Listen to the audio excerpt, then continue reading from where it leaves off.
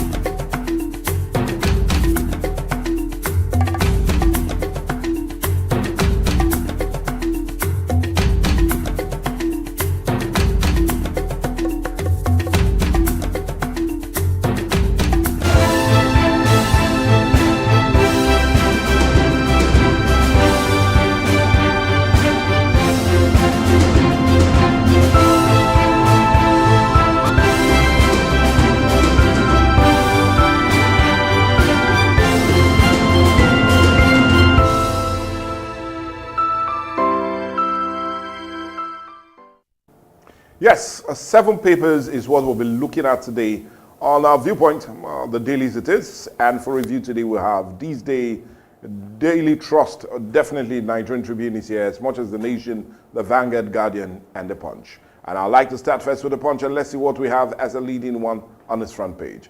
On The Punch this morning, the leading story reads, tension rise over alleged $42 billion oil revenue shortfall, as NNPC governors auditors trade blows over $42 billion under remittance accusation, as FAAC steps in 6th review. We're talking about the governors versus the NNPC, but I'll tell you to look more, have a review of that story up on page 2 of the Punch newspaper. Let's punch ourselves away from there. PDP rages as Fubara joins APC, Adeleke shifts to Accord. And well, that's in right accord, but then we get more of that story on page 7 and also page 20 of the Punch newspaper. No, let's see if we still have some other leading story still on the front page of the Punch this morning. Yes, ECOWAS fears coup surge as Burkina Faso holds Nigerian soldiers. Page 220 has the story. Probe, EFCC detains ex-Attorney General of the Federation Malami on page 20, and Rep summon ministers over budget underperformance. And you can get more of that story up on page 21. The picture of the day is that of the Vice President Kashim Shettima, as he has a light one with major stakeholders or participants at the National Institute of Strategic Studies, and they paid him a courtesy visit in the presidential villa in Abuja just yesterday.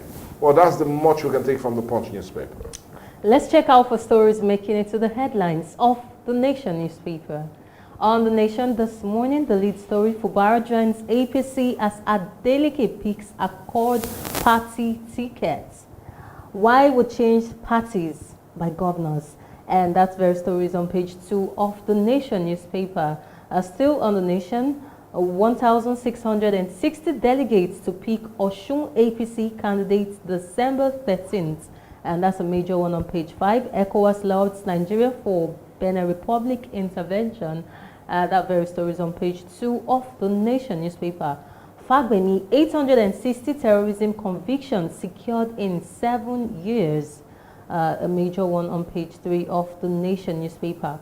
Education budget has risen by 1.98 trillion naira in 2 years, says Shettima, and that very story is on page 4 of the Nation newspaper.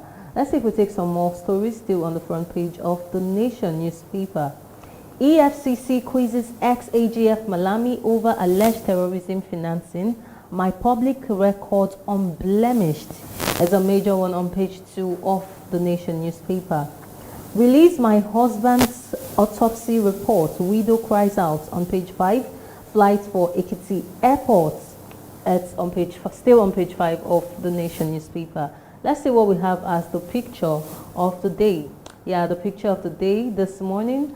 Honor for NDDC boss. Secretary to the Government of the Federation, SGF Senator George Akume, presented the Distinguished Award for Excellence in Infrastructure Delivery and Sustainable Regional Growth to Niger Delta Development Commission Managing Director Dr. Samuel Obuko during the 2025 Nigeria Excellence Awards in Public Service at the State House Conference Center, Abuja. Yeah, that's the award. You can see them all smiles. Yeah. Well, that's all we're taking this morning on the Nation newspaper. Well, we're still with the papers, and today is where we're going next, and let's see what this day has. It's a major one. Beneku, Tinubu adverts key security threat to Nigeria, says NGF, and right as to follow. Senate backs president's OK deployment of troops to neighboring country. ECOWAS states nation role in averting coup should be standard to safeguard democracy. We also provided logistic support to avert coup, and France declares. But I'll tell you to get more of that very story, and it seems to be trending, and a whole lot of Nigerians seem to have their voice to it. But just get more of that story up on page 9 of this day newspaper. Let's see if we take some other major ones. Fubara defects to the APC, Adeleke to Accord. Rivers Governor, I don't want to make any mistake this time. Osun Governor, citizen workers welfare, my top priority. PDP shides. Fubara said he's a case of self-inflicted injury. Well, anyway, there will be no injury for you if you read up that story up on page 9. Let's see if we take some NNPC, E&P, hits record 350,000 barrels per day crude oil production. As oil company reveals its highest output for subsidy in 36 years, Ojulari says Nigeria's energy revival on course. But I'll tell you to get more of that gist on page 3. And Shettima, Nigeria education budget rose by 1.54 trillion in 2023 to about 3.52 trillion in 2025. And you can get more of that story up on page 5. And let's see if we still have any, if we can really take. And well, anyway, it's more like a picture of the day. And the Defense and Military Corporation Riyadh. And you can see the Minister for State of Defense, Alhaji Bello Matawali, and with his also counterpart in Saudi Arabia. Well, anyway, that's much we can take from this day newspaper. Let's see what the Nigerian Tribune has for us this morning.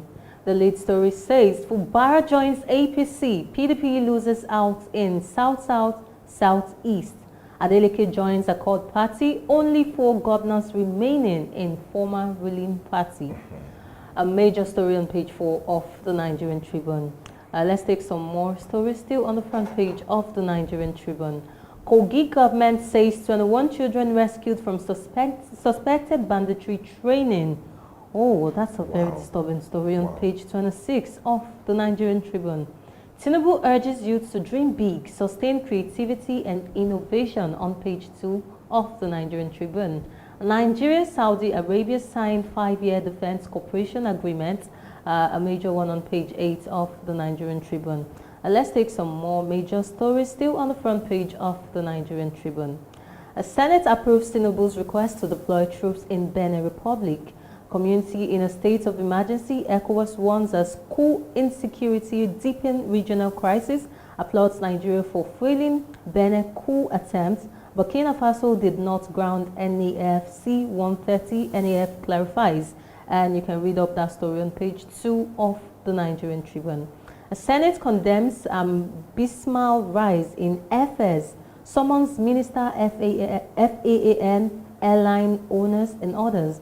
1 ticket equals 5 months minimum wage. This is coming from the Senate President on page 3 of the Nigerian Tribune. Let's see what we have as the picture of the day. Yeah, that's the National Chairman, Accord Party, Chief Maxwell Mbubdem, presenting party flag to Osun State Governor, Senator Ademola Adeleke, after his declaration to the Accord Party on Tuesday. Yeah, and again, we can see them all smiles. Well, that's all we're taking this morning on the Nigerian Tribune. Daily Trust will be the next paper for us to quickly look at. And on Daily Trust this morning, Benin praises flag over troops deployment is a major critical story right there, but one you can get on page 3, 4, and 5 of the Daily Trust newspaper. Let's see if we take some other major ones right there. International Human Rights Day, why violations continue to rise in Nigeria. It's more like a report on page 18. Protests in Adamawa community over killing of women is a sad reality on page 4. Court sentenced police to death for killing students. And I know some of the children will be saying hooray, but the parent, the mother, and anyway, the wife and the other of the couple will be like, oh, here we go. Anyway, page 29 has more of that story. Daily Trust TV journalist win Wole Soyinka Investigative Reporting Award is one of a plus to Daily Trust on page 6. But the picture of the day is more of the passing out ceremony of Batch C core members cut across the country. And indeed, let them welcome to the motherland, join the labor market and see how it is. But anyway, that's the much we can take from the Daily Trust. Let's see what the Guardian has for us this beautiful morning. On the Guardian, the lead story reads, Fubara Adeleke's exceeds chatters, embattled PDP deems 2027 hopes. I've been talking about this though, but let's not dwell too much on that. But you can still read that story on page 6 of the Guardian newspaper. TCN faces reps panel hinges instability in vandalism, gas shortage, and that's a major one on page 5 of the Guardian newspaper. Thief communities file 100 billion suits against Taraba government's army over alleged forceful land seizure, a major one on page 30 of the Guardian newspaper. Soyinka condemns military intervention in Benin and Lagos demolitions. That's a major one on page 2 of the Guardian newspaper. Nigeria faces more shortage as Canada rolls out express entry for doctors, and you can read that very story on page 2 of the Guardian newspaper. ECOWAS lauds Nigeria for foiling Benin coup attempt, a major one on page 3 of the Guardian newspaper. Senate halts WAEC curriculum change over concerns for 2026 candidates, and that very story is on page 3 of the Guardian newspaper. Insecurity has religious undertone, Fagbemi tells visiting U.S. delegates, and that very story is on page 5 of the Guardian newspaper. Aid accuses Cross River local government chairman of mismanagement and nepotism on page 29 of the Guardian newspaper. And let's see what we have as a picture of the day. Yeah, that's just a screamer of the lead story. Fubara Adeleke's exit shatters embattled PDP Dims 2027 hopes. Yeah, we can see Fubara, and we can also see Adeleke. Interesting story, which you can read on page 6 of the Guardian newspaper. Well, that's what we're taking this morning on the Guardian newspaper. Well, the Vanguard will be the last paper for us to quickly look at, and on the Vanguard, more like what seems to be reflecting in others. Nigerian Sahel states differ over detained aircraft and soldiers. As riders to follow, Nigerian military aircraft violated Burkina Faso airspace as Sahelian states. How France helped Benin fuel coup d'etat, Macron aid, and federal government to U.S. delegation we have security challenges, not religious. But I'll tell you to religiously look at that story up on page 9, and page 5 of the Vanguard newspaper. But let's see if we take some other leading stories still with the Vanguard this morning. Federal government limit bidders to 2 oil blocks. Yeah. It's a major one on page 19, but let's see if we take some other leading stories. Well, funny enough. Nigerian-U.S. ties have treasured robust, says Sunday Dari, as he praises the relationship between Nigeria and the United States of America. Well, anyway, we'll still go there, but let's look at some other major one. Insecurity. Box stops on your deck. On 9 call, Shekar Lamo Khan, others tell Tunubu on page 9. And kidnapping children lesser evil than killing soldiers. Who will ever say that? But anyway, Gumi seems to be giving us his own feel on page 31. Adeleke moves to Accord, Fubara joins APC. Is more on page 10 for Adeleke and page 12 for Fubara. But anyway, let's see if we get the picture of the day. Anyway, I'll just take one. And that is Sunday Dari at the new Max TV, Washington, D.C., when he highlighted how really robust and indeed close our relationship seems to be with the United States of America. Well, anyway, that's the much you can take from the papers. Indeed, time never a friend, especially when you're having this much fun. But I'll implore you that as much as you've enjoyed listening to us here, do yourself that great deal and see if you can buy those papers, or rather go to get the papers and read up the stories to get all the juicy G's as they come.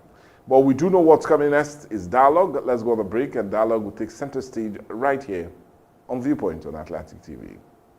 Don't miss out on exciting news, events, and more. Stay connected by following us on Facebook, YouTube, and Instagram at Atlantic Media and TV.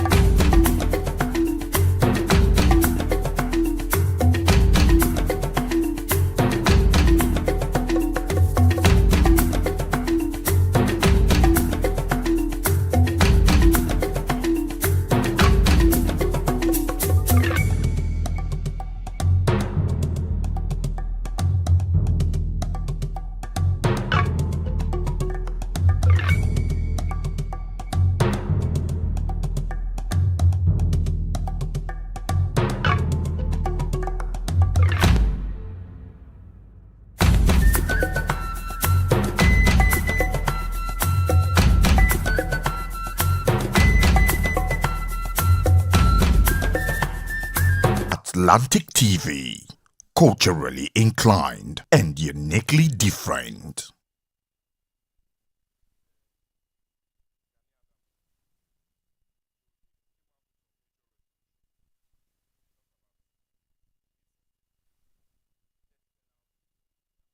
When the lights go out, who do you call? Ticado! Ticado Energy Solutions Limited. Your plug for electrical power, surveillance system, and entertainment.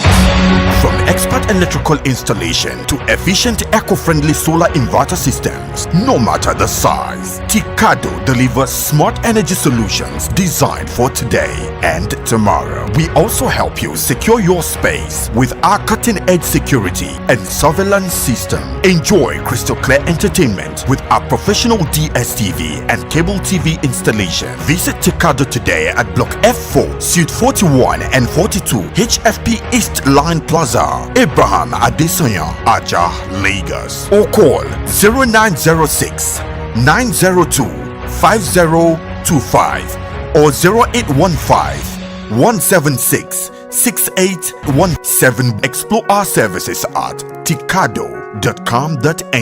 Ticado Energy Solutions Limited. Power, protection, peace.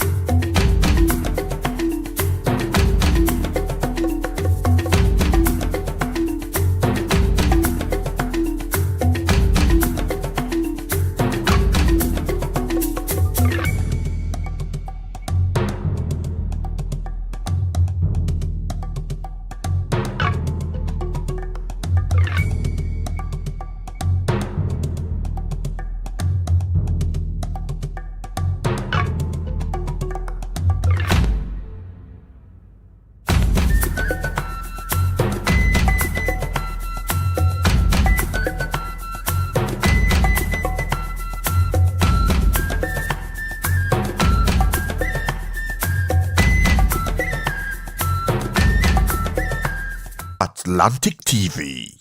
Culturally inclined, uniquely different. Behind closed doors, too many suffer in silence. Too many lives are scarred by violence in the very place that should bring peace, the home. Domestic violence is not love, it is pain. It breaks trust, destroys lives and families, and steals futures. Domestic violence is not a private matter. It's a violation of dignity, and it must end. Because hitting a woman does not make you a man, but correcting her in love and staying in peace with her is God's plan. Together, we can raise our voices, protect the vulnerable, and rebuild lives. Say no to silence. Say no to fear. Say no to domestic violence. Powered by Atlantic Media and TV.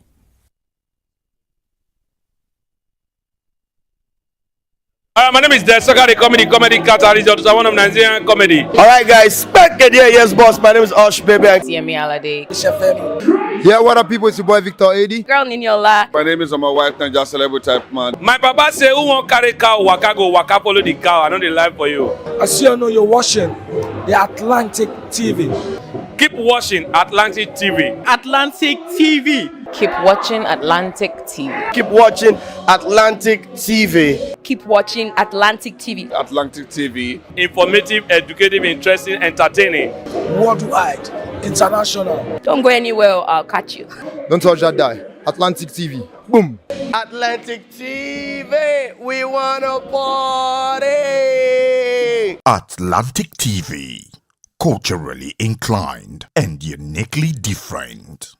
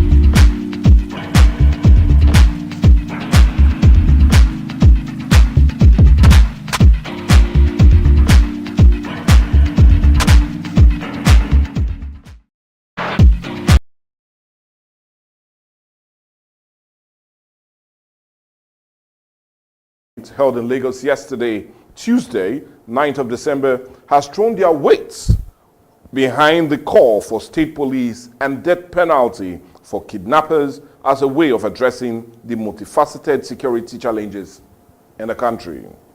The summit, which was held, or rather, which was made towards a limited front against insecurity, held in a major key resolution, which they feel its follow-through would indeed have far-reaching resolutions to deal with the present security bedevil in the country. One of such was an audacious proposal put forward that the federal government should immediately commence the building of a protective fence and wall along the borders with Niger, Chad, Cameroon, and Benin Republic. Another major one is that the federal government should, as a thing of urgency, allow assistance from any foreign intervention that will help Nigeria to crush the kidnappers, bandits, and terrorists ravaging the country, provided the terms are clear and Nigerian sovereignty and of rules of engagement are being respected. Now, with these resolutions, there is a feeling that the country will return to an era of peace and stability. But the major question on dialogue is, will such resolution truly help to change the narrative? And will the federal government align to such reaching resolution? Well, these and more as it concerns dealing with the insecurity in the land is what this edition of Dialogue is all about. And that is addressing insecurity in the country. And that's what we're looking at as a major discourse today on the show. We're looking at addressing the growing insecurity in the country, especially looking at that very summit that was held yesterday in the Southwest, when major governors and critical stakeholders had that brief understanding when a whole lot of resolutions were put forward to see if implemented, then there would indeed be a change of narrative in the country. But anyway, we're not in the Southwest, but rather right here in the Niger Delta, and in no other but Atlantic TV, beautiful headquarters, studios. And we have a guest that will be helping us look at it, and we have no other person but Mr. Austin Wuseba, JP. Now, good morning and welcome to the show, sir. Good morning, Michael. Thank you for having me. Now, honestly, when we monitored the meeting yesterday, it was indeed an enlarged security summit meeting yesterday that had far-reaching resolutions as it concerns dealing with the insecurity. But before we indeed look at those resolutions and see if really it will help us change the narrative as it concerns insecurity in the country, I'm now being a bit forced to ask, or curious to ask, how did we get here? Yes, it's a question. How did we degenerate to this level that we're now having meetings back and forth, trying to see how we can resolve issues, having foreign nationals or countries coming to the shores of this land to help us see how they can strengthen our security architecture? So my question, is it a lack of political will that has brought us here, or other major issues put together that have made insecurity more of a problem to us now than ever before? Michael, thank you. You know, one of the, like you rightly said, how did we get to this place we are? Place. Yeah, of insecurity. There's been conversation around good governance. Okay. There's been conversation raised around good governance, accountability, job creation, wealth creation, education. Okay. These have been conversations that have been ongoing. And the government seems to have kept a deaf ears. Mute to these conversations. We, as a government, when conversations are being raised on accountability, good governance, and all that, and we seems not to care, things will degenerate to this level. No employment for our youth. Okay. There is absolutely so much poverty in our land. Look at our GDP. Even before our minimum wage was increased from the 30,000 to 70. Yes. You find out that people were poorly paid. Workers were poorly paid in our climate in Nigeria. It's a sad thing that a parent will train a child from the primary, secondary to the university, tertiary level. The child comes out of this institution, there are no jobs. Industries were winding down in our country. In the Kaduna, you used to have Textile, you have to have Peugeot, Fan. You know, there were so many industries that were winding up in Michelin in our climate. Come to our, like we say, let's leave the south at all that region, come to our south, our Delta, Niger Delta. We have DSC winding up, NNPC, they're not doing anything. Shell packed out of the Delta state. The oil companies that used to be a kind of bring succor to our people. More of a lifeline. More of a lifeline. No, nothing to talk about. The MPA in Warri is not functioning. So when there are no jobs in the land, people seem to look for alternative means to survive. So you mean it was an issue of deaf ear being paid to some of these narrative that was put forward and had brought us now to this heightened insecurity that we're now facing? That is bad governance. Bad governance. Okay, well, anyway, as much as you've made that clear and we've put that on the table, it is only necessary that we tend to really look at some of the far-reaching resolutions that many are beginning to kick around, especially in the Southwest, trying to see how these resolutions can indeed help us resolve the issues. And I want us to now look at the resolutions because of time. Now, one of the major resolutions that was put forward yesterday was the issue of state police, which has been on the front burner for a couple of years now due to insecurity. And if we look at our statistics of federal police at the moment, we have between 370,000 to 371,800 police personnel.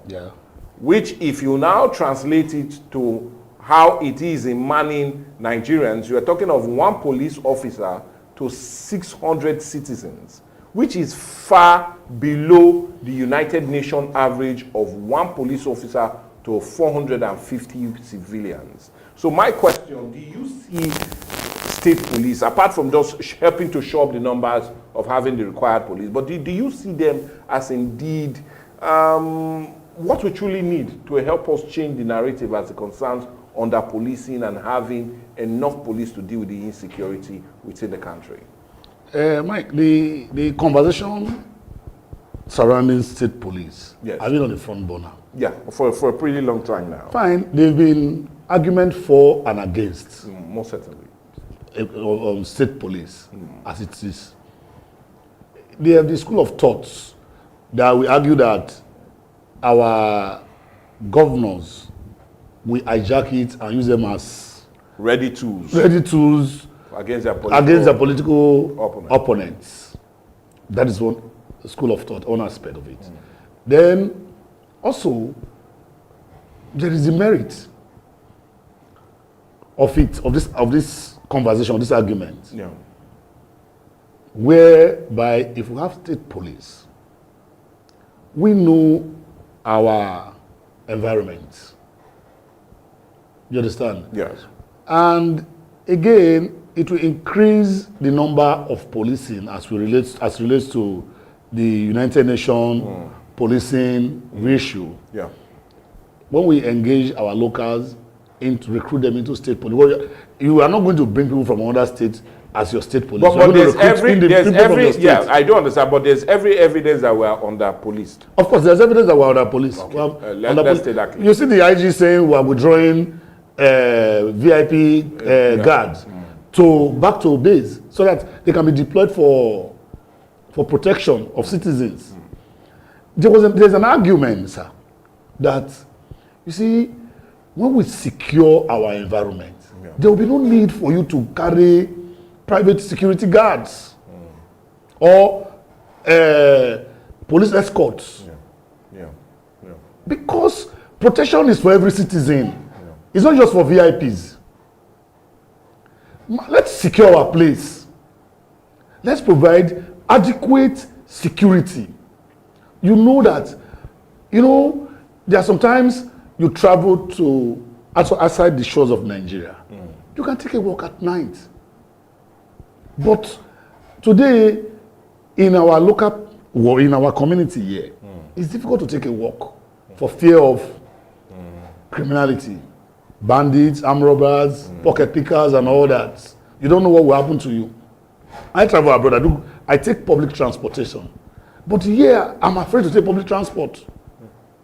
We hear so many stories of people being, things being stolen from keke, ajab from our local transport. So there is no internal security, adequate internal security.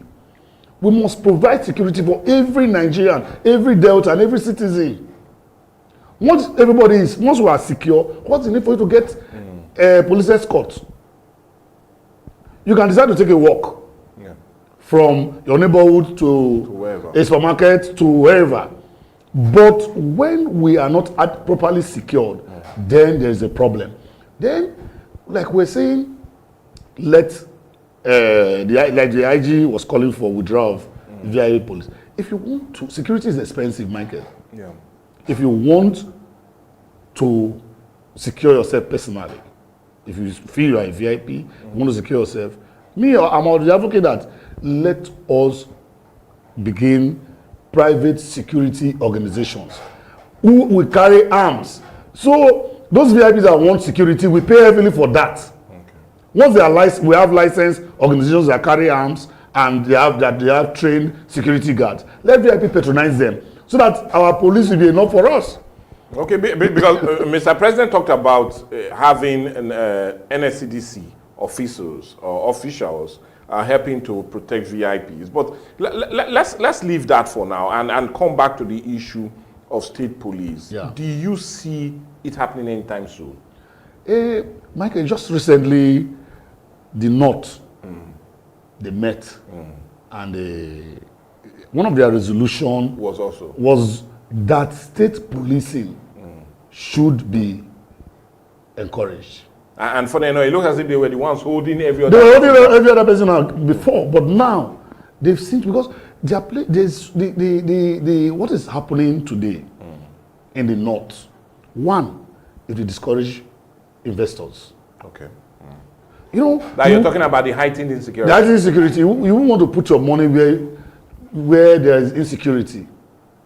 You want to invest in an environment that is secured. So the leadership in the North are beginning to understand that, what is happening in the North today, it is sending a wrong signal. Okay. Michael, first, within us in Nigeria here, you wouldn't want your child to go to the North for NYSC. Yeah. Gone are the days where children, you travel as freely as it used to be. It's not like that again in Nigeria. Yeah. Interstate travel is something that is going into extinction because nobody wants to hit the road where there is crime. I had a pastor, Dunamis church in Abuja. On one of the social media platforms, in his message to his congregants, he was saying that if there is no reason for you to travel for this Christmas to your state, please don't go because of insecurity. Normally, traditionally, we see our people, they travel from the north to the east, to the south, to the west. During this festive period to facilitate with their families. You understand? But the consideration of insecurity in our climate is making people to shelve that unnecessary travel. So it's not good for us. And it's not good for business. Okay, well, anyway, if you feel that will definitely increase us being secured, I want us to look at another major resolution that was taken yesterday. Yeah. And finally, or rather, they put their weight behind the death penalty for those that kidnap. But we do know that our federal law, like the Terrorism Prevention Act, as amended, is life imprisonment for anybody that in every way restrict your movement, detain your movement, or threaten you, it is life imprisonment. Yeah. But they feel it's far too less and has not deterred the numbers of kidnapping we've had. So my question, do you feel a death penalty would change the narrative rather than having it life sentence, but death penalty will make some of these persons have a rethink before really committing that crime?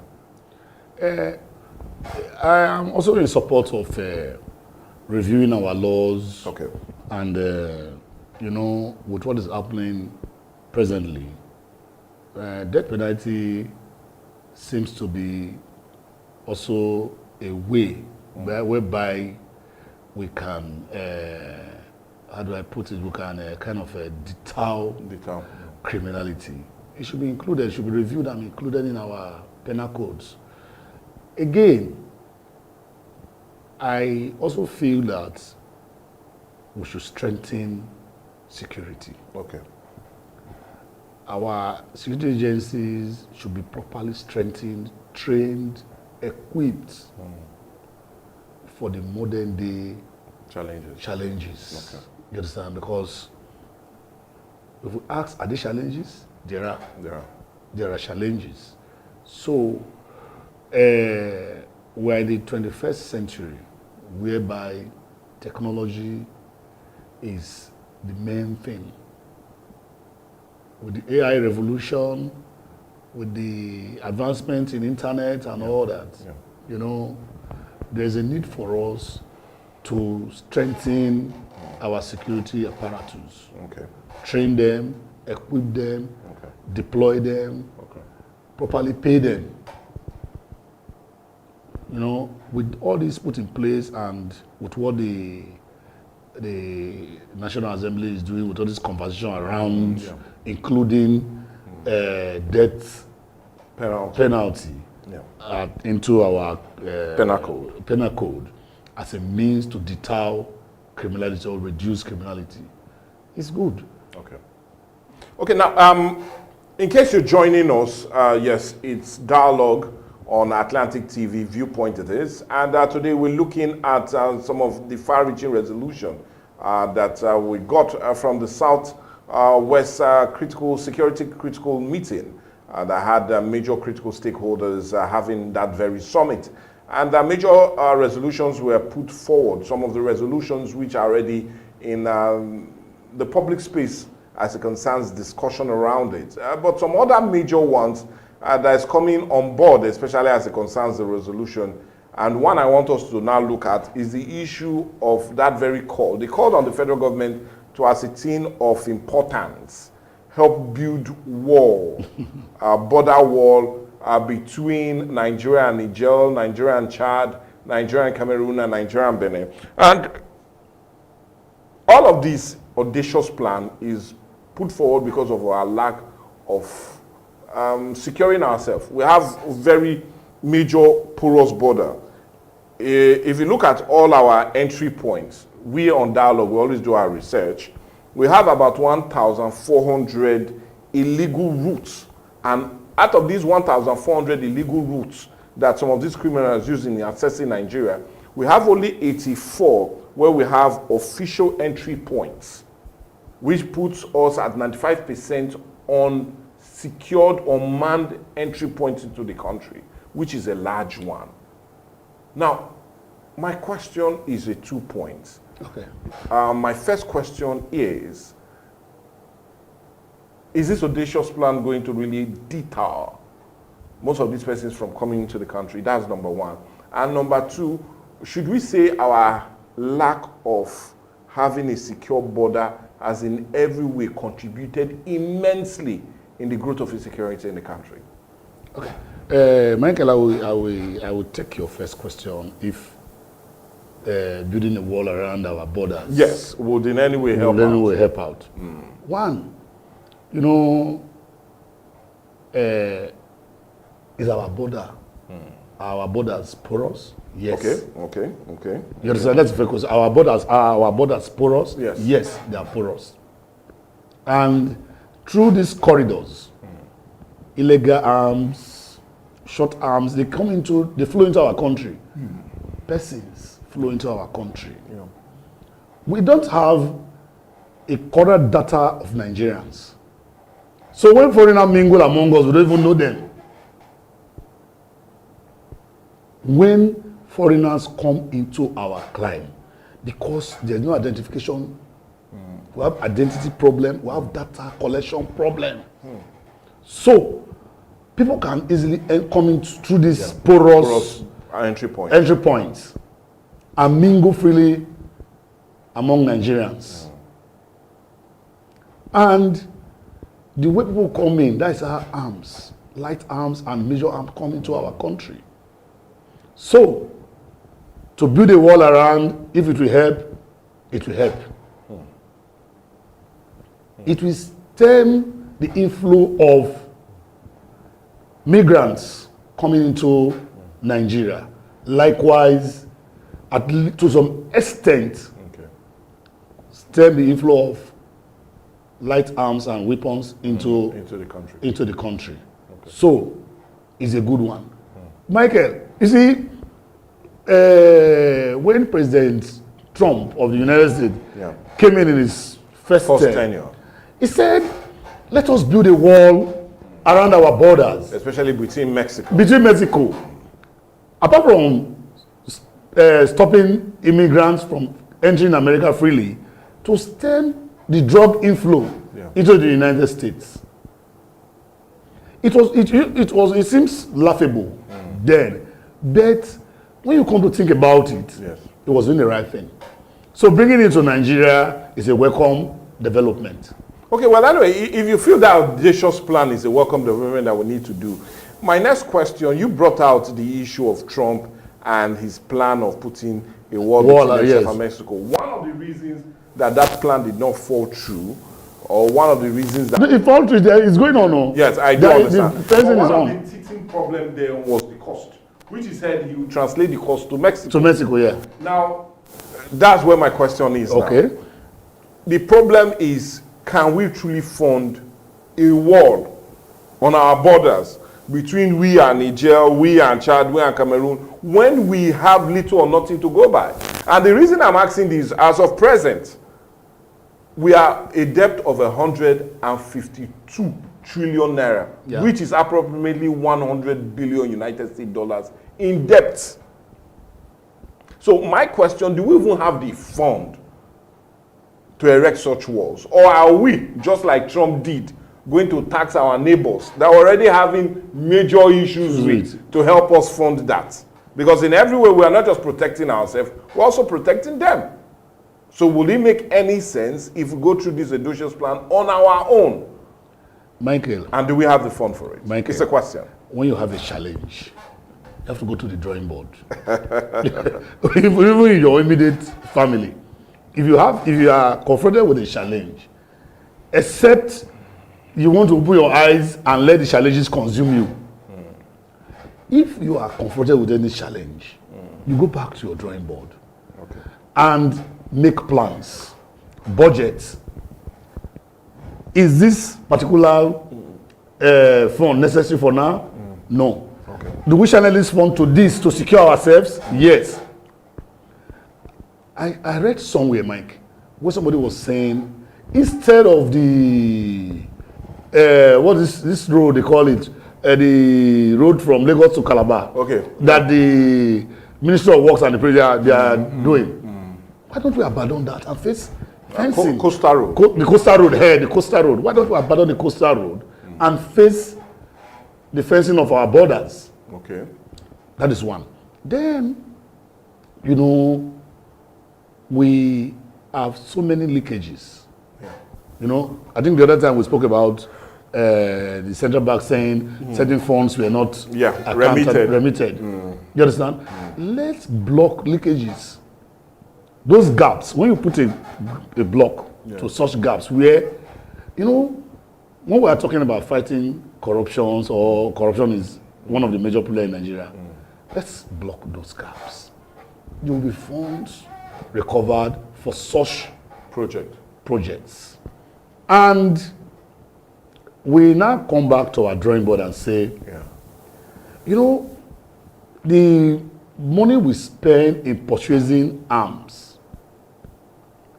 once we see that inflows of illegal ammunition are coming into Nigeria, some of this money can also go into this fencing, which will stem the purchase of certain equipments. So we must come back home and look at ourselves. How do we generate this fund? Mind you, the northern leaders that met in Kaduna just recently, they fashioned how to raise funds for the security trust fund that was set up across the states. So that also can be done as to fence our border. Put proper documentation for citizens in place. If it means carrying an ID card, because as it is now, it is frightening. It is terribly frightening to travel from one point to another point in Nigeria. If you are current with recent happening in Asaba, a judge was killed in a house. A retired justice was killed in a house by our own security guard, according to the investigation going on. Who are the people securing most of us? Boys coming from the north. How are we sure some of them are Nigerians? They are all in our neighborhoods, in our houses. I have in my own house. We change them now and often and off, every time or the other. How are we sure some of them are Nigerians? You understand? So these are challenges confronting us that need urgent solutions. Okay, well, anyway, as much as you feel that will also help, I want us to look at some other also in major resolutions. Okay. And one I want us to look at is one that has been in the front burner in very recent time. Okay. And is the issue of having foreign assistance. Just yesterday, we do know that or day before yesterday, some critical stakeholders arrived in Nigeria from the United States of America and had a major security meeting with the National Security Advisor, Nuru Rubadu. And, well, we have been hearing some major teaching points or talking point of that very meeting. Now, just like I said yesterday, during that very summit, they told the federal government of Nigeria to indeed, as a thing of urgency, allow foreign assistance as in form of security assistance in any dimension, be it via technology, be it via information gathering. They requested for such. So my next question is, this has been the front burner for a while. Should we seek U.S. assistance? Should U.S. come take action or not? And let's look at the issue of foreign interference and foreign help coming in. Is it the way to go? Mike, you see, I would say that Nigeria is at war internally. You know, this is a war situation. As powerful and as wealthy as Russia is, when they are fighting with Ukraine, they seek foreign assistance. Putin has been traveling around. They want North Korea, Iran, North Korea, China. You know, there is no country that is confronted with a war situation that will not need help. The sophistication of the weapons, the bandits, and the Boko Haram sets they carry. You know, sometimes from information we hear, they are more sophisticated than the weapons that most of our soldiers are using. Fine, most times the security people, when I mean the security people are military, DSS and whatever, they might not divulge some of the informations at their disposal because the security situation. You understand? So to call for foreign assistance, yes, we need to call for foreign assistance now because it's a dire situation. It's a dire situation where citizens are being slaughtered, On a daily basis. On a daily basis, you hear kidnap and all that. They go to schools, kidnap children. How they kidnap over 100 and something children is, you know what I'm saying? It's mind-blowing. It's mind-blowing. How can we comprehend? also carry that number of children? How did they carry them? Which route did they take? You understand?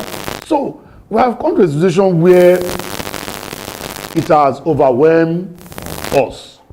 So we need foreign assistance, sharing of information, information gathering. You understand? Use of modern technological equipment to confront these criminals. Yeah.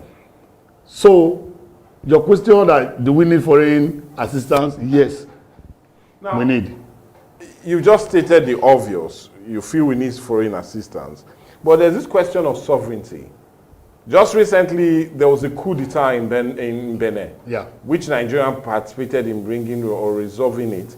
But also, we also have a problem now with Burkina Faso when one of our jets were impounded and some officers or military personnel also held.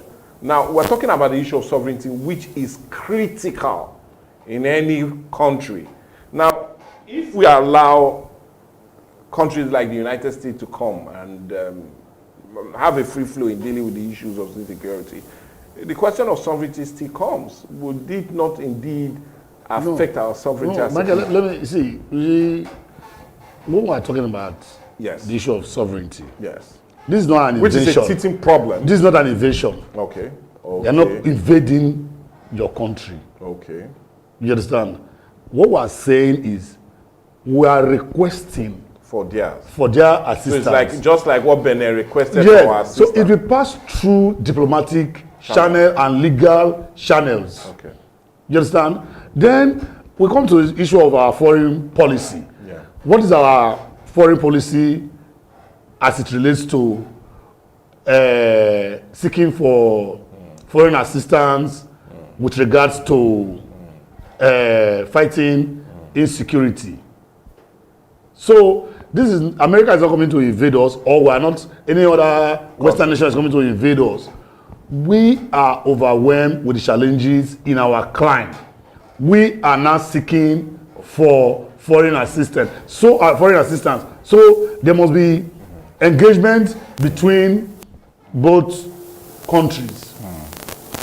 So when there are engagement between both countries, every legal documents, everything that has to be signed will be signed. So there will be treaties signed up between both countries. So the issue of sovereignty does not come in. Because what the United States President Donald Trump said was he will come into the country blazing and firing. And it's going to be swift, quick, but deadly. Our president, we will give it to President Tinubu after the President Trump issued those threats. You know, if you find that our president did not say anything, he has not officially responded to Trump. Yeah. Rather, he went back to his drawing board and started working. Okay. You understand? Well, you see that he set up some committees to interface with the United States. Being led by the NSA. Being led by the NSA. They've traveled to the United States. The United States members of Congress members just came into Nigeria just recently. So there's engagement between both, which is needed. Which is needed. And critical in dealing with the as that we are saying now is very critical and urgent. The situation, you see, just yesterday at the National Assembly, senators raised the issue of the increase in air travel. Yes. They were saying the cost has increased, local flights, of course, has increased by 400%.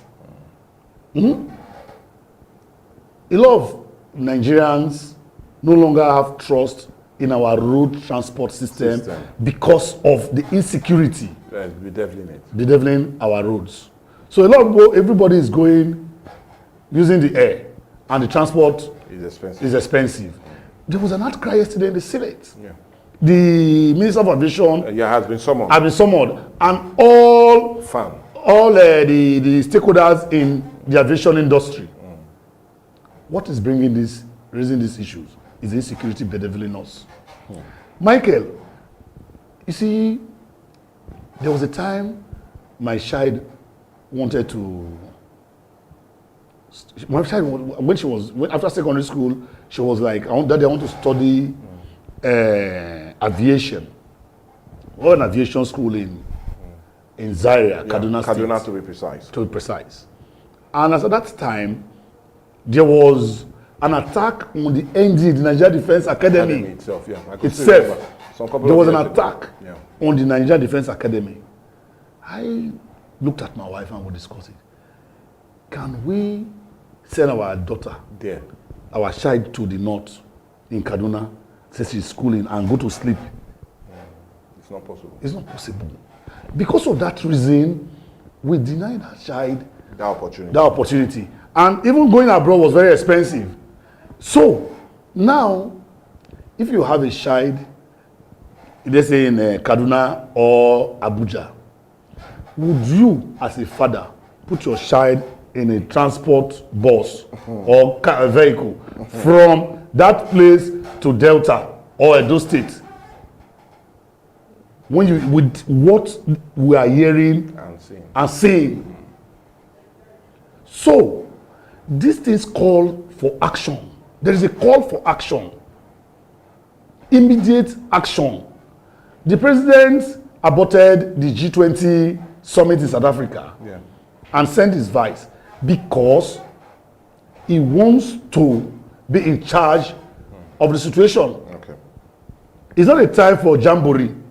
This is a time that we must find every means possible to secure our country in addressing the security situation. Now, you talked about the president taking critical steps, and one of the steps he took, undermining it is now coming to our feelers, is the issue of changing the defense minister. And when I mean it to our feelers, it was said that Badaru resigned, but we now also learned that he was pressured to resign.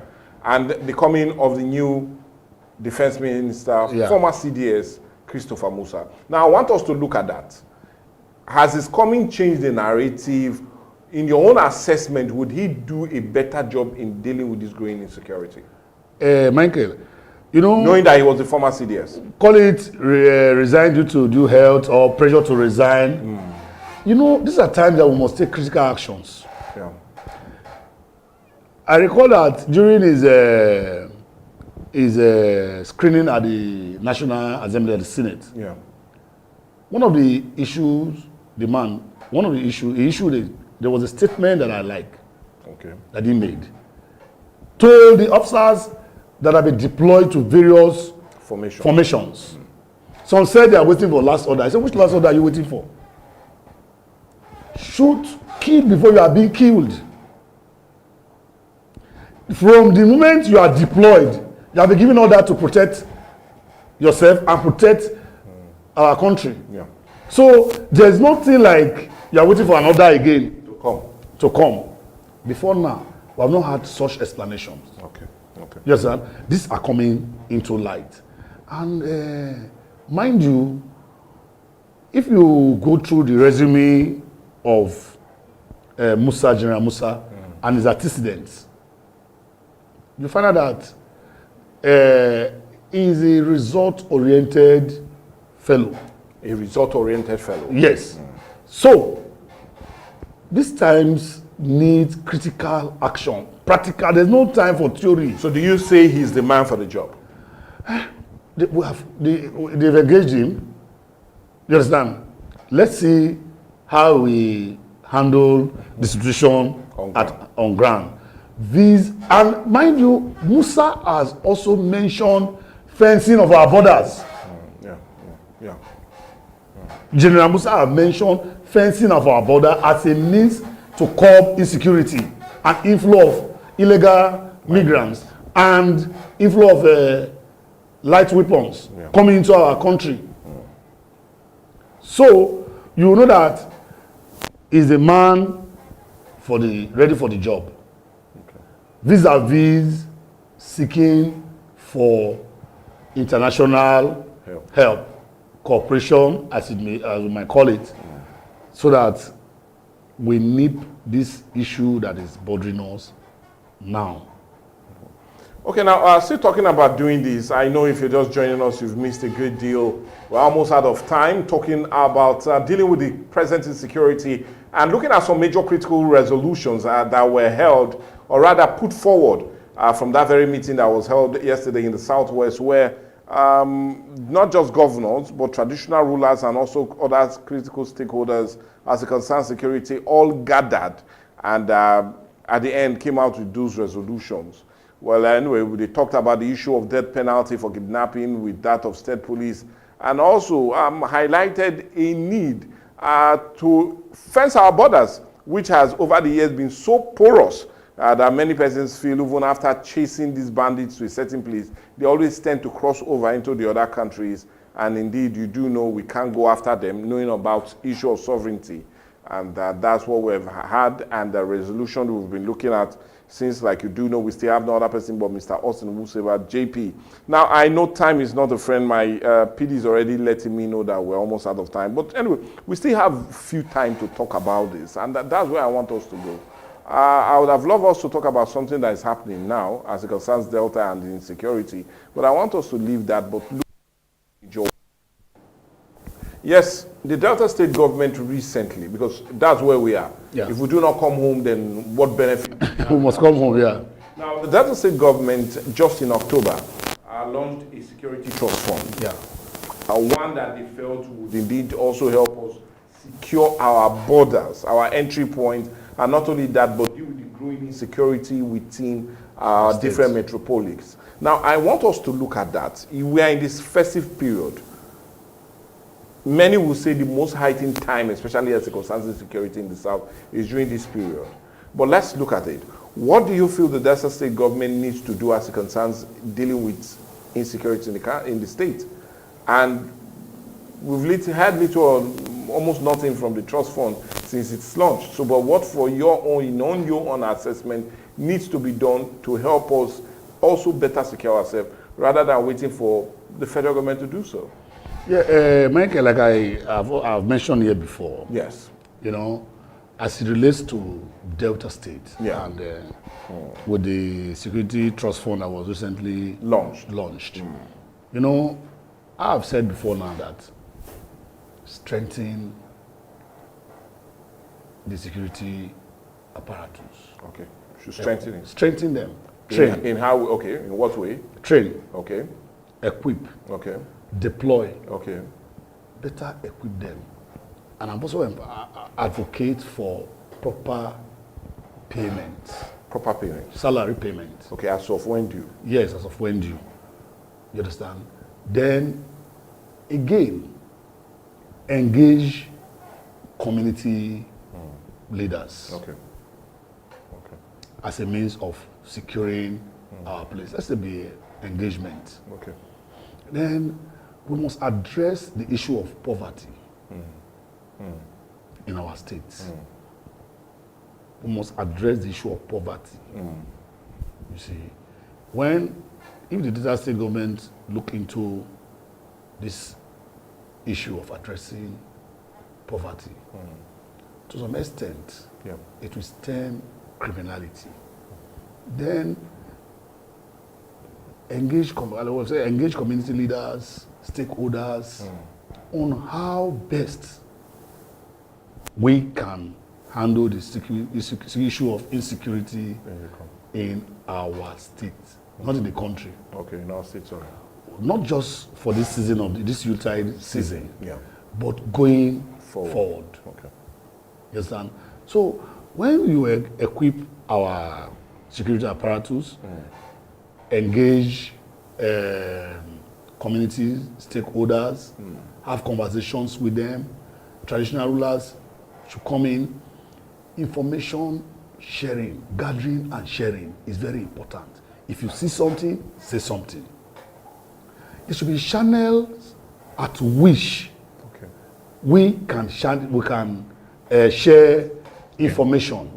And we also put in apparatus in place that those who share information should be protected. Okay.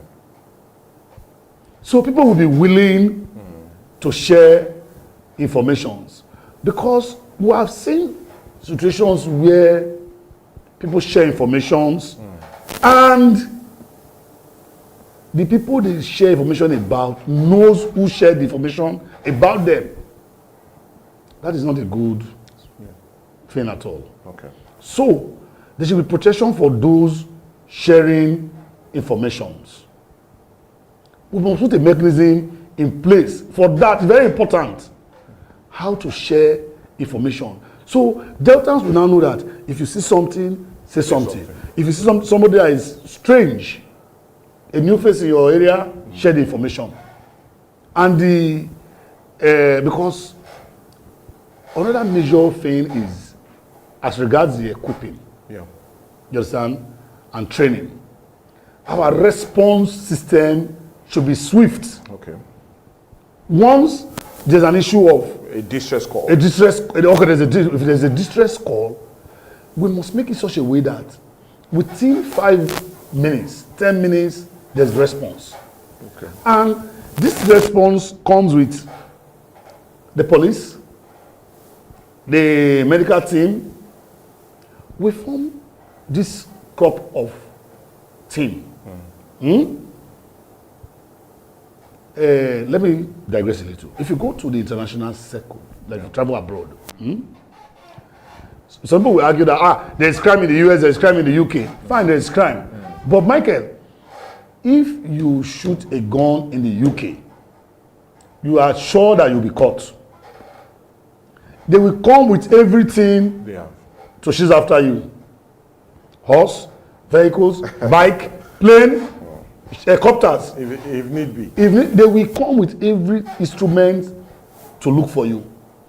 So, if our response system is swift, somebody that is planning crime, at the back of his mind, he will know that if I'm going on this mission, I will die. Yeah. To some extent, it will deter them from embarking on such journeys. When you know that you are not coming back alive on the particular journey you are going to, I tell you, it will reduce people who want to take such risks, because taking your loot home and enjoying your loot encourages crime. More of it. Oh, so if I go into this particular kidnapping or whatever, and I get money from it, I can enjoy my loot. Others want to follow suit. Yeah, of course. But once they know, and it becomes a thing that in Delta State, if you go for any form of criminality, the security agency will chase after you and catch you, and you cannot escape the arms of the law. Man, it will, to a long extent, reduce crime in our state. Well, anyways, what better way to top it up rather than seeking an advice, or rather helping to see what direction we need to take as a people, especially in Delta State, the big heart, to deal with the issue of insecurity. But you know, talking about insecurity is a topic that seems to be endless. It's inexhaustive. Yeah. We continue to raise the conversation. Come on, because as you raise the conversation, you profess solutions to follow, which I enjoyed, or rather we've enjoyed in your own analysis and giving us that really solution. Thank you. But I feel the best thing for us to do now is to truly thank you and appreciate you. Welcome, your busy schedule, you still had that time to come and talk about something that's critical to all of us, and that is the issue of insecurity. I will really say we appreciate you. I was talking of no other person but Mr. Austin Owuseba, JP, for really coming through and doing this with us. We truly appreciate your time. Thank you very much. Thank you so much for honoring our invitation. And you know, we always will leave a twist. Yes. We'll definitely be looking I always find my time to come to talk about really critical issues in our buffet. Yes. Well, thank you so much. Yeah. Well, anyway, it's more like a wrap on the show today. You do know that it really never ends here. I will always advise you that if you have comment, contributions, and reactions reactions, please do send them to our different social media platforms. They're already there on your screen. Let's get the conversation going. Let's understand what needs to be done. All these resolutions being put forward by the Southwest critical stakeholders just yesterday, would they in every way, if aligned by this government or if being put through by this government, would they in every way help, if not totally eradicate, but indeed curb the growing insecurity that seems to be facing us, or rather be deviling this great country? And indeed, an embarrassing one to us, knowing that other countries are beginning to put an travel advisory, especially as it concerns coming to Nigeria. Well, all of that is what we'd like to get. Remember, your comments and reactions are really, really appreciative of us, and we always enjoy so. But what we'll do now is go on a break, and you do know the news will come around the hour, and when it comes to trending, come on, Messi has a whole lot. Let's go on a break. Don't miss out on exciting news, events, and more. Stay connected by following us on Facebook, YouTube, and Instagram at Atlantic Media and TV.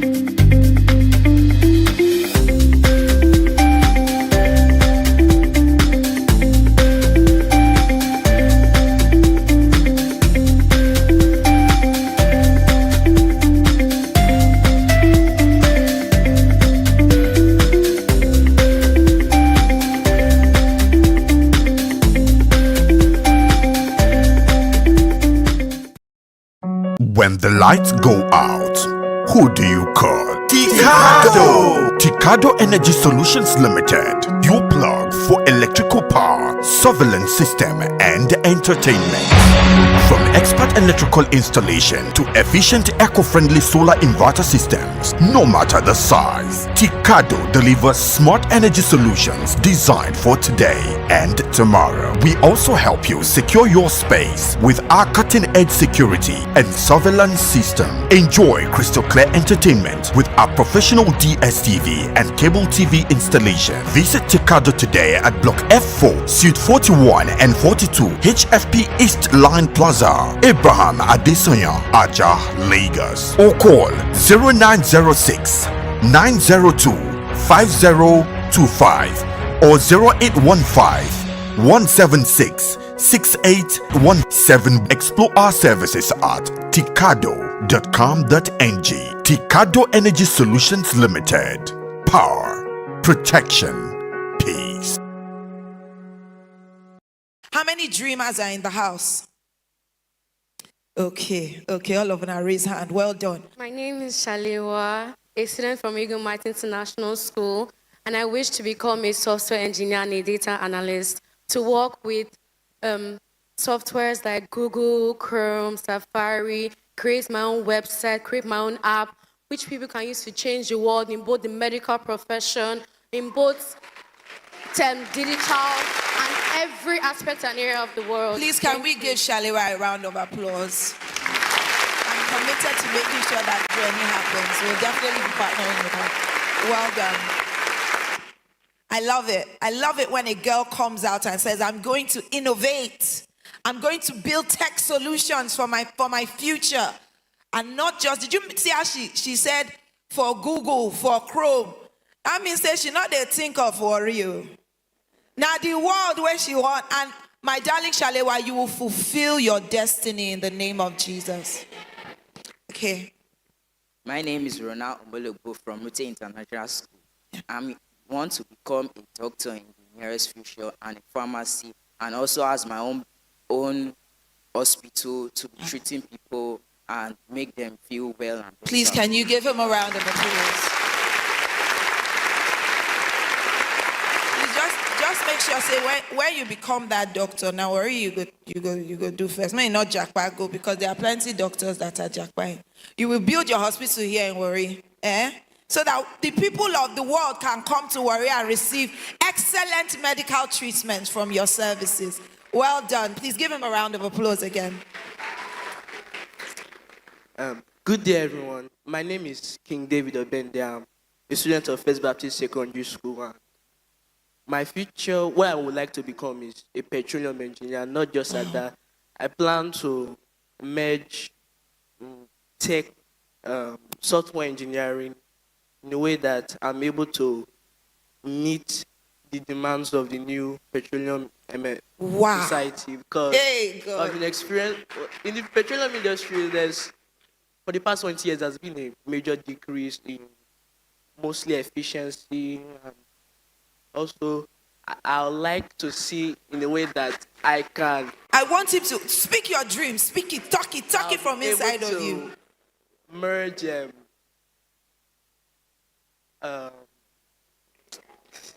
Please give him a round of applause. You see, the Warri child is not dull. We are not dull. We are brilliant. Say, I am brilliant. My dreams are valid. Your dreams are valid. Please, can you give him a round of applause? He wants to merge tech with petroleum to bring tech solutions to the petroleum industry. How old are you, sir? 15 years old. Good day, everyone. My name is Amezi Shibuke Emmanuel. I would like to be the president of Nigeria. Come on! Come on!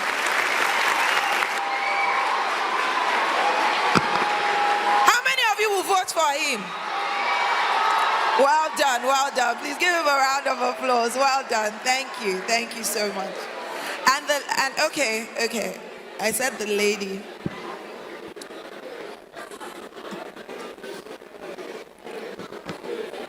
Good day, everyone. My name is Onehimuna Divine from Delta Secondary School.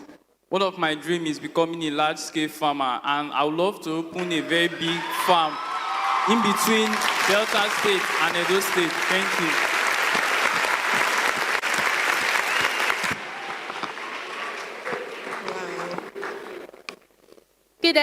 Good day, everyone. My name is Sharon Uguvu, and I'm the head girl of Wingate Model Schools. I aspire to be the first Minister of Education coming from Warri. Come on! And to put an end to the malpractice and injustice in the education field.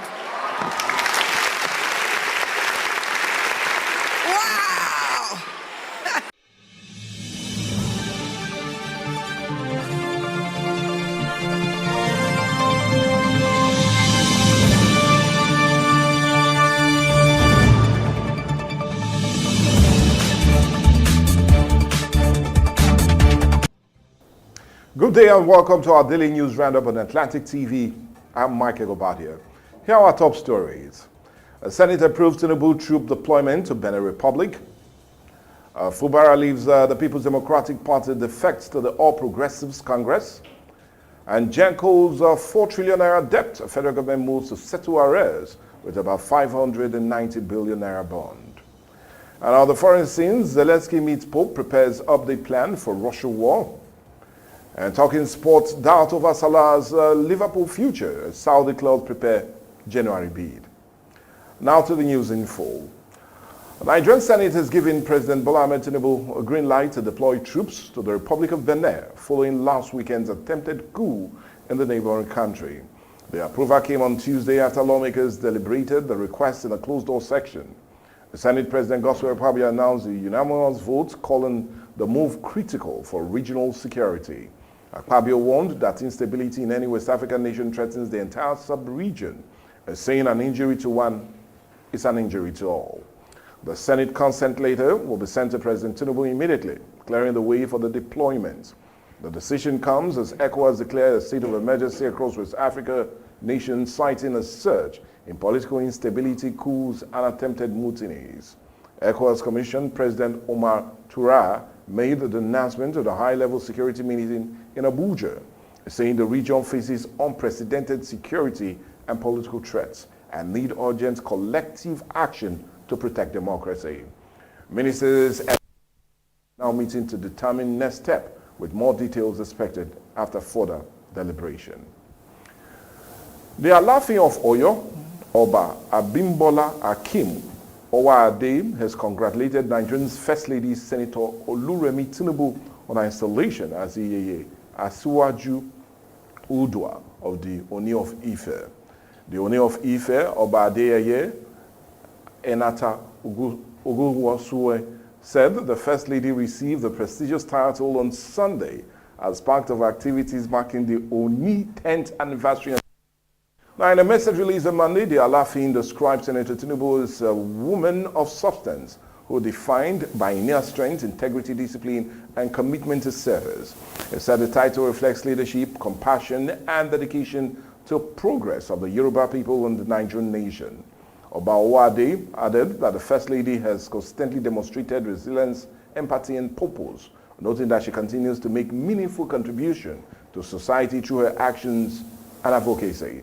Now, the event in Ile-Ife also saw the First Lady acknowledge the presence of the Olu of Warri Ogiame Atuashe III CFR as dignitaries gathered to celebrate the Oni's decade-long reign.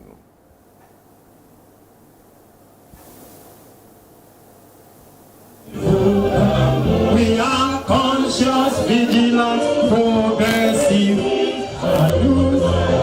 Former President Olusegun Obasanjo, Lagos State Governor Babajide Sanwo-Olu, and the Sultan of Sokoto and Dame Patient Jonathan, representing former President Goodluck Jonathan, were among the dignitaries who attended the 10th coronation anniversary of His Majesty Oba Adeyeye Ogunwose Ojaja II, the Oni of Ife.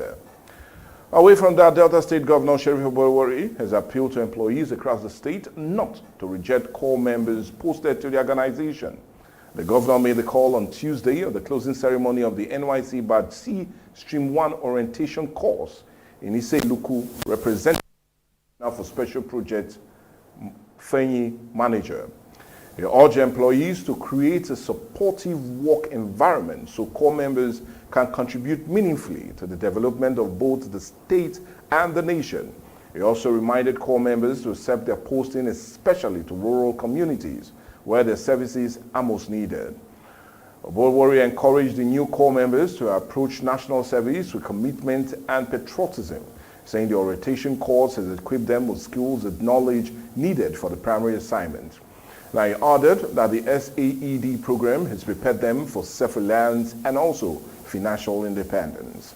He advised them to integrate fully into their host communities, noting Delta's reputation for hospitality.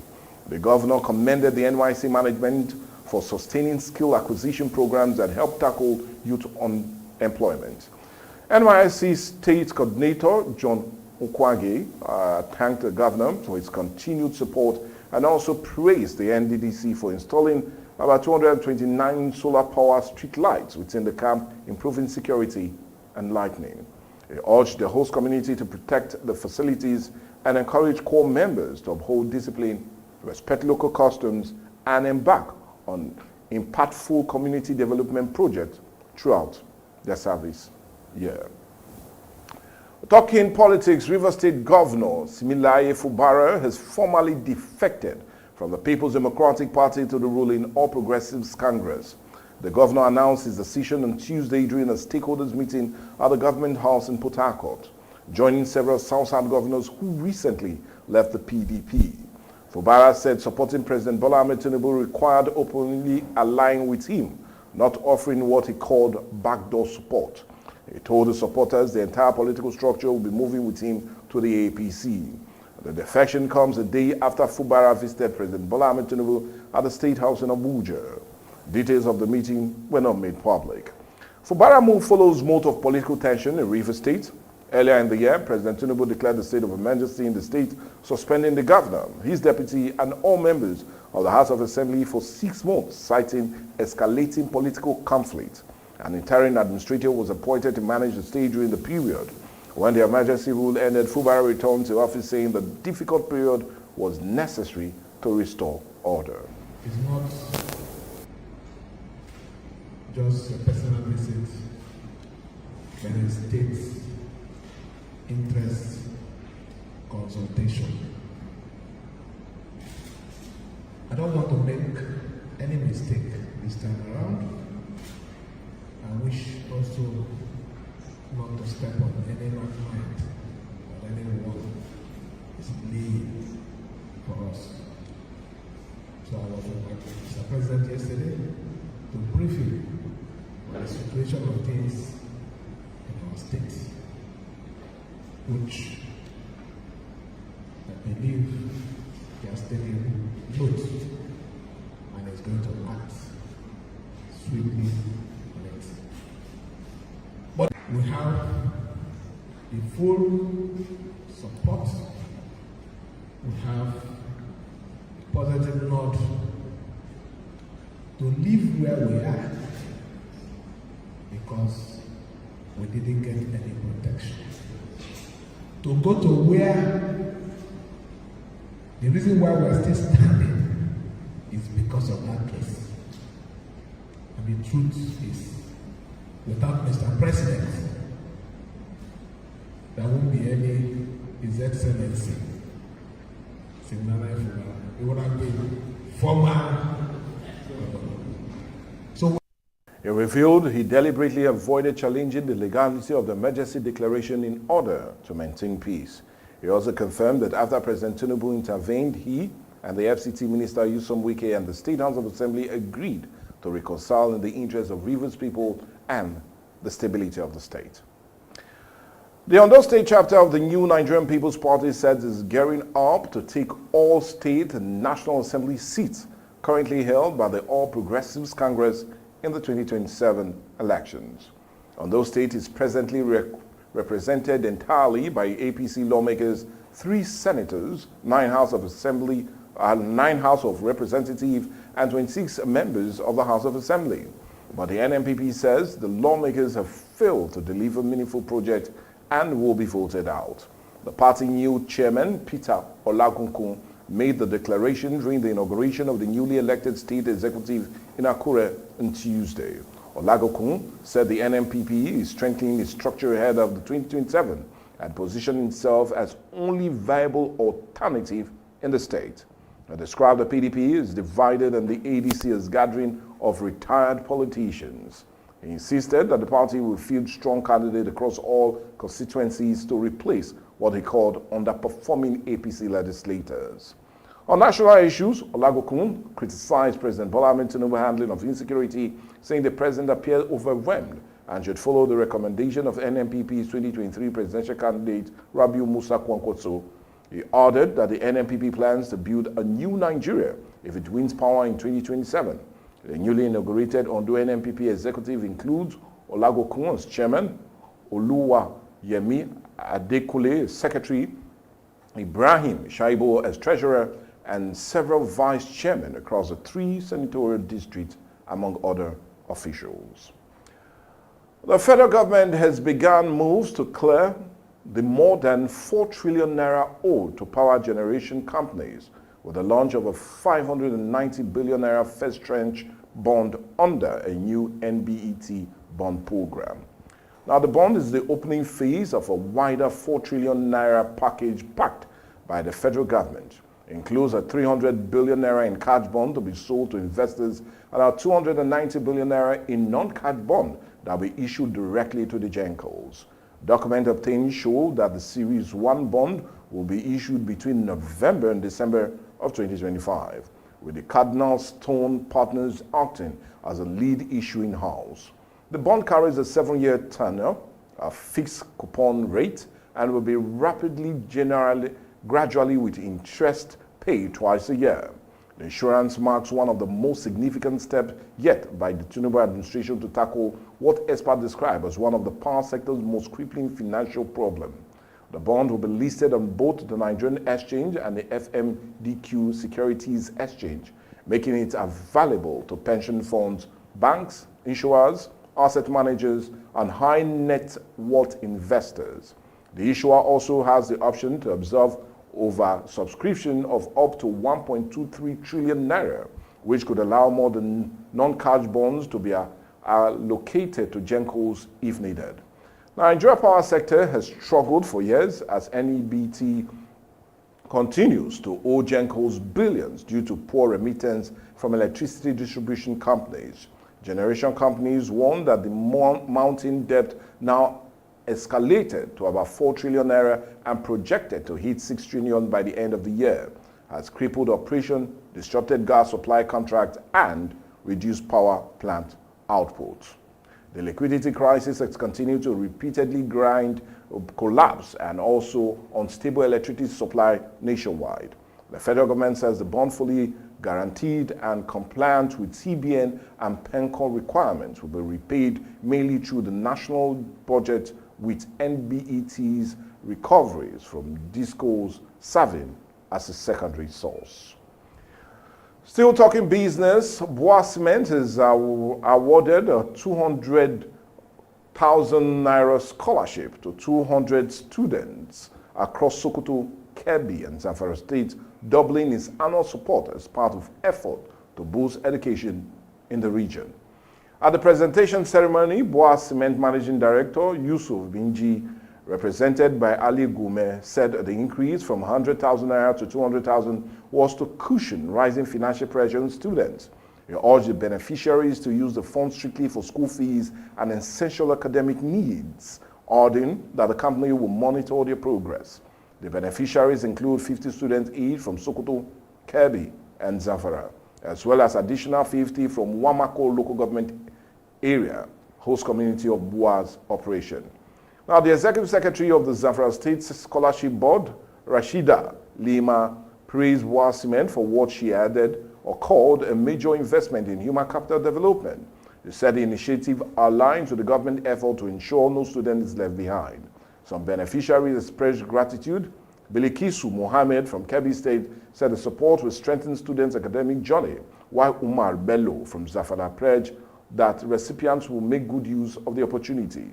Boa Director of Administration and Corporate Affairs, Sada Suleiman, noted that the program complements government initiative in the educational sector and also encouraged students to consider the company for SIEAS and NYC placements.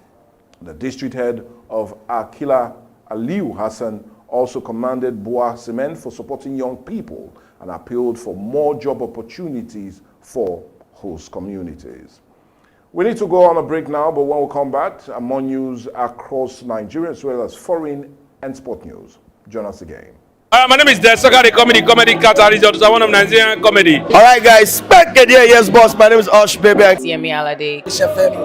Yeah, what up, people? It's your boy Victor 80. Girl Niniola. My name is my wife, Naija Celebrity type man. My papa say, who won't carry cow, waka go, waka follow the cow. I know the life for you. As you know, you're watching the Atlantic TV. Keep watching Atlantic TV. Atlantic TV. Keep watching Atlantic TV. Keep watching Atlantic TV. Keep watching Atlantic TV. Atlantic TV. Informative, educative, interesting, entertaining. Worldwide, international. Don't go anywhere, I'll catch you. Don't touch that die. Atlantic TV. Boom. Atlantic TV, we wanna party. Atlantic TV. Culturally inclined and uniquely different. Welcome back. Now the rest of the news. Ukrainian President Zelensky met with Pope Leo in Italy on Tuesday as he prepared to present the United States with a reverse proposal aimed at ending Russia's invasion. The meeting took place at the Pope residence in Castle Candolifo near Rome.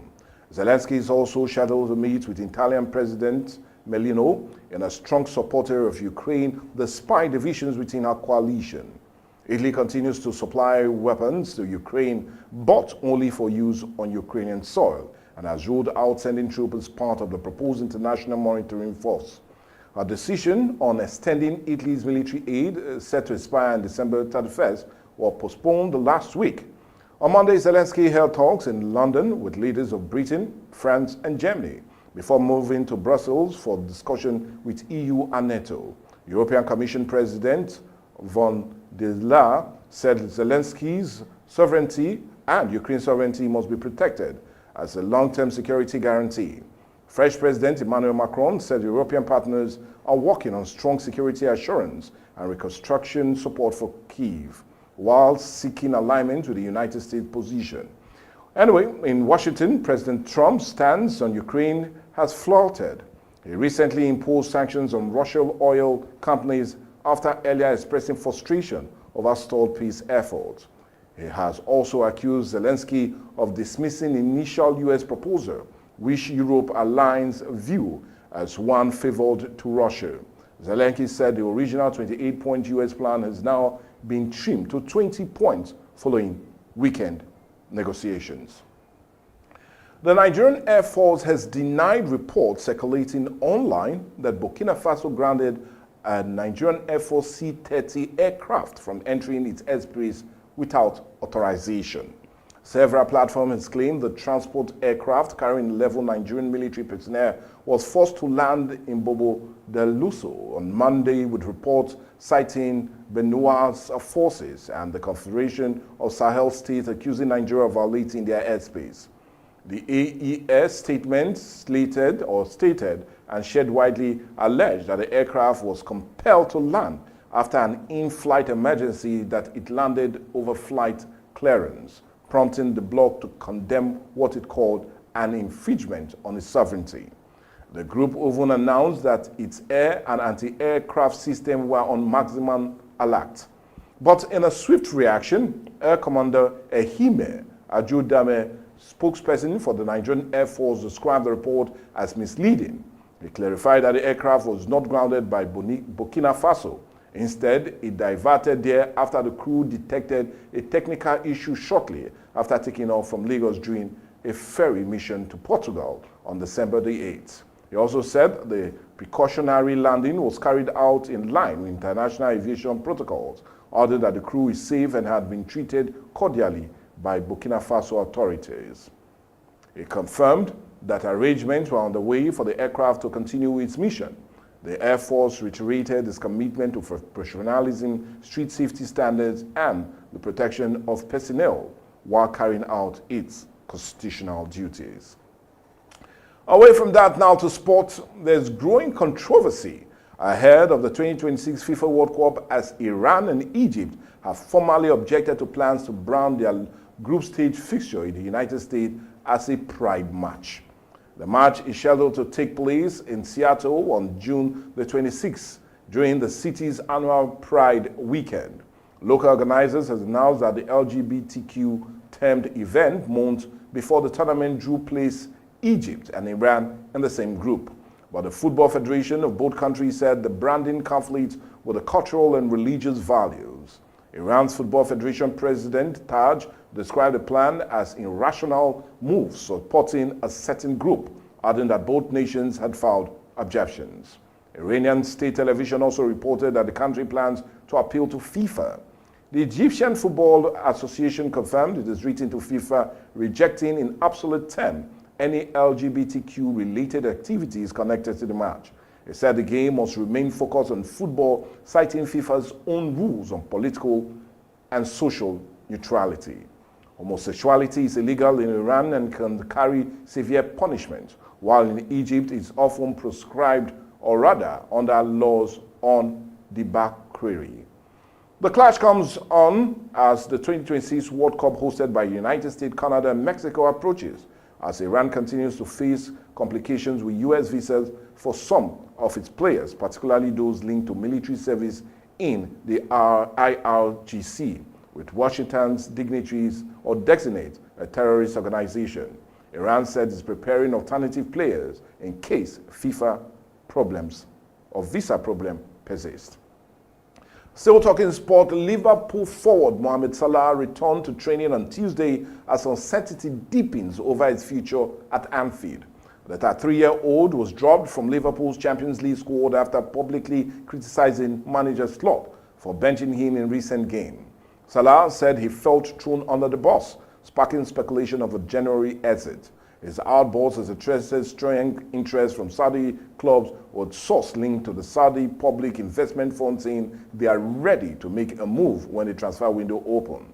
Slot told reporters he has no clue whether Salah has played his last game for Liverpool.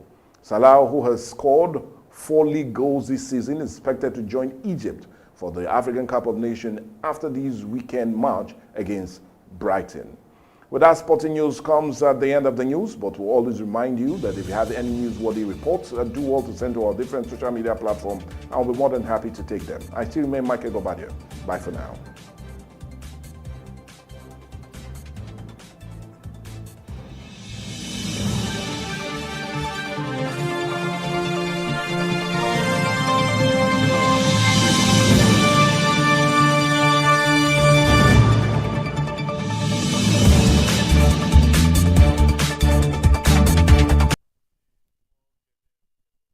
When the lights go out, who do you call? Ticado! Ticado Energy Solutions Limited. Your plug for electrical power, surveillance system, and entertainment. From expert electrical installation to efficient eco-friendly solar inverter systems, no matter the size, Ticado delivers smart energy solutions designed for today and tomorrow. We also help you secure your space with our cutting-edge security and surveillance system. Enjoy crystal clear entertainment with our professional DSTV and cable TV installation. Visit Ticado today at Block F4, Suite 41 and 42, HFP East Line Plaza, Abraham Adesanya, Aja, Lagos. Or call 0906 902 5025 or 0815 176 6817. Explore our services at ticado.com.ng. Ticado Energy Solutions Limited. Power, protection, peace.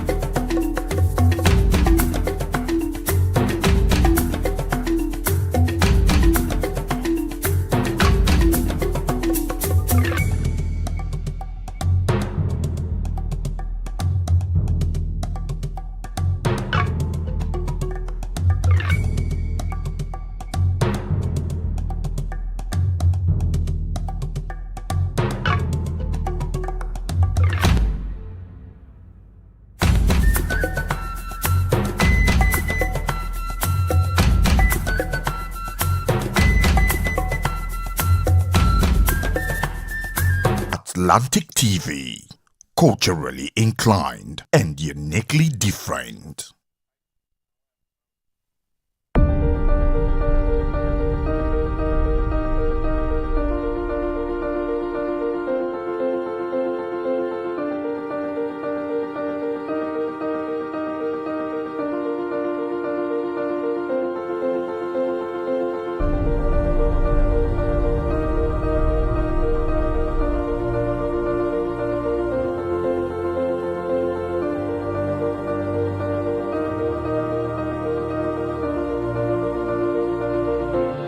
future of the worried child is bold, bright, and limitless.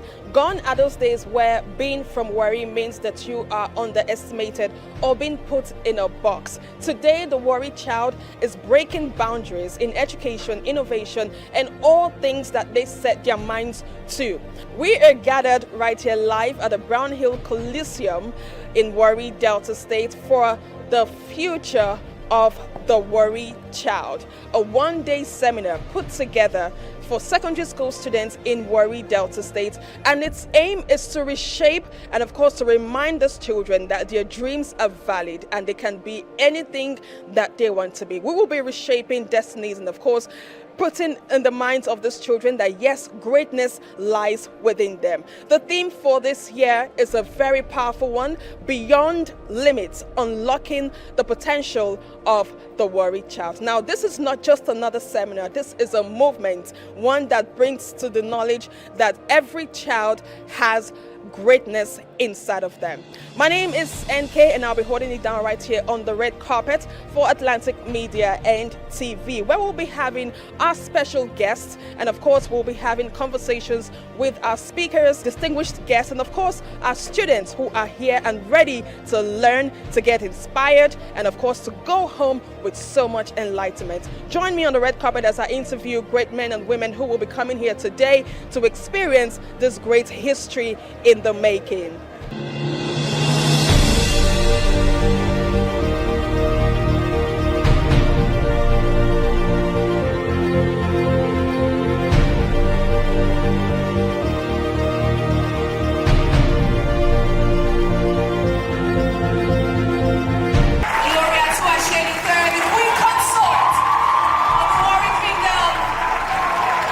The future of the worried child is in your mouth. And as long as they can't steal your voice, they cannot steal your future. God bless you all. God bless Ogiame Atuashe III. God bless the children of this great land. God bless Nigeria.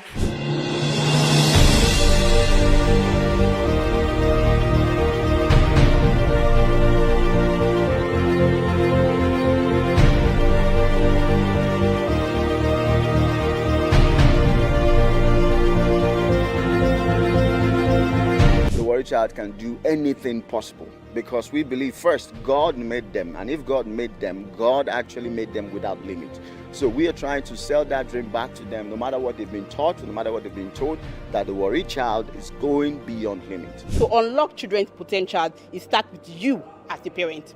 What we are here to do is to also put them in the direction of, as you are working, also get yourself checked.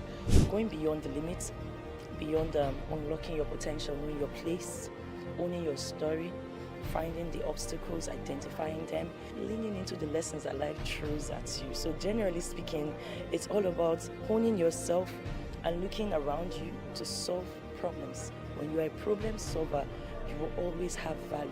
I'm a product of worry, so today I am that future standing here, and for that reason I have no doubt the people that will come after us will do greater things.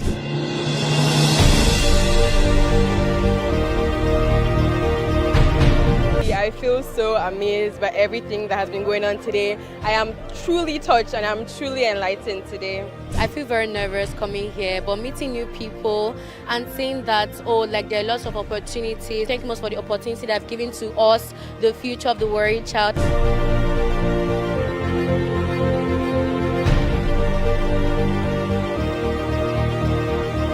Future of the worried child is me, thanks to the Corona Care Foundation.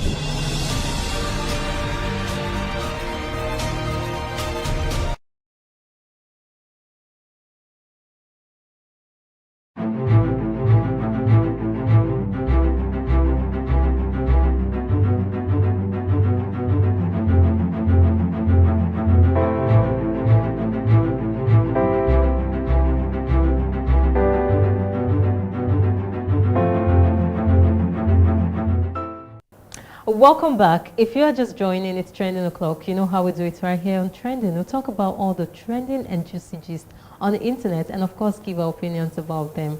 I am Mercy Erabo, and you know, once it's trending, I can never be alone in the studio. Who is joining us this beautiful morning? Mr. Michael Kovadia. Mr. Michael, thank you for always joining me on Well, anyway, it has been a while, and it's always a honor to be a part of this. Thank you. So I hope we don't argue today. Well, anyway, I hope the stories will make us. We don't have stories to argue Okay. about.